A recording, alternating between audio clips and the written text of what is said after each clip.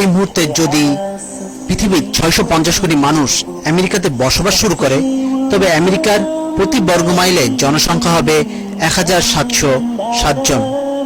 অন্যদিকে 16 কোটি মানুষের এই বাংলাদেশে জনসংখ্যা প্রতি বর্গ মাইলে 3057 জন। আর মজার বিষয়, বাংলাদেশের যে সম্পদ আছে তা দিয়ে 24 কোটি মানুষের চাহিদা পূরণ করা সম্ভব, যদি এই সম্পদে সুষম ব্যবহার করা যায়। পৃথিবীর মাত্র 30 ভাগ স্থল মানুষের দখলে, বাকি 70 ভাগ স্থল সম্পদ আমাদের এখনো ব্যবহার করার প্রয়োজন হয়নি। আর সমুদ্রের সম্পদ, সেটাও তো অফুরন্ত। বাংলাদেশের সাথে কিছু দেশের আয়তন ও জনসংখ্যার তুলনা। বাংলাদেশের আয়তন 55,598 বর্গ মাইল। কলম্বো, এই দেশটা বাংলাদেশের তুলনায় 8 গুণ বড়, অথচ জনসংখ্যা মাত্র 4,50,00,000। ভেনিজুয়েলা 6 গুণ বড়, জনসংখ্যা মাত্র 3 কোটি। সুইডেন 3 গুণ বড়, জনসংখ্যা 1 কোটি। মেক্সিকো 14 গুণ বড়, জনসংখ্যা 11 কোটি। বলিভিয়া 8 গুণ বড়, জনসংখ্যা মাত্র 1 কোটি। সাউথ আফ্রিকা 8 গুণ বড়, জনসংখ্যা 5 কোটি। আর মঙ্গোলিয়ার দিকে তাকালে তো হাসি লাগে, 11 গুণ বড়, অথচ জনসংখ্যা মাত্র 31 লক্ষ।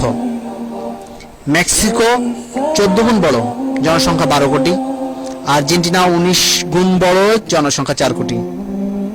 অস্ট্রেলিয়া 53 গুণ বড়, জনসংখ্যা 2.5 কোটি।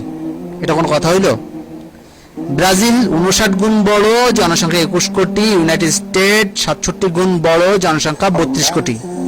ভুলে গেছিলাম যে ব্রাজিলের একটা বিষয় নিয়ে একটু কথা বলার দরকার, যে ব্রাজিলের জনসংখ্যা 21 কোটি, অথচ সেখানে গরুর সংখ্যা 22 কোটি। চিন্তা করা যায় না? প্রত্যেকে একটা করে গরু পাবেন, কোরবানি তো কোনো সমস্যা নাই। কানাডা 69 গুণ বড়, জনসংখ্যা 3,40,00,000। রাশিয়া 119 গুণ বড়, জনসংখ্যা মাত্র 14 কোটি। আসলে পৃথিবীতে সবচেয়ে গুরুত্বপূর্ণ বিষয় হচ্ছে মানুষের কল্যাণ। আমাদের এমন কোন নীতি গ্রহণ করা উচিত নয় যা অধিকাংশ মানুষের জন্যই ক্ষতিকর। পৃথিবীর সম্পদের এই অসম ব্যবস্থার জন্য যে কারণটি সবচাইতে বেশি দায়ী, তা হচ্ছে মানুষের দেখানো দেশপ্রেম চেতনা। এটি আমার দেশ, এখানে অন্য কারো অধিকার নেই।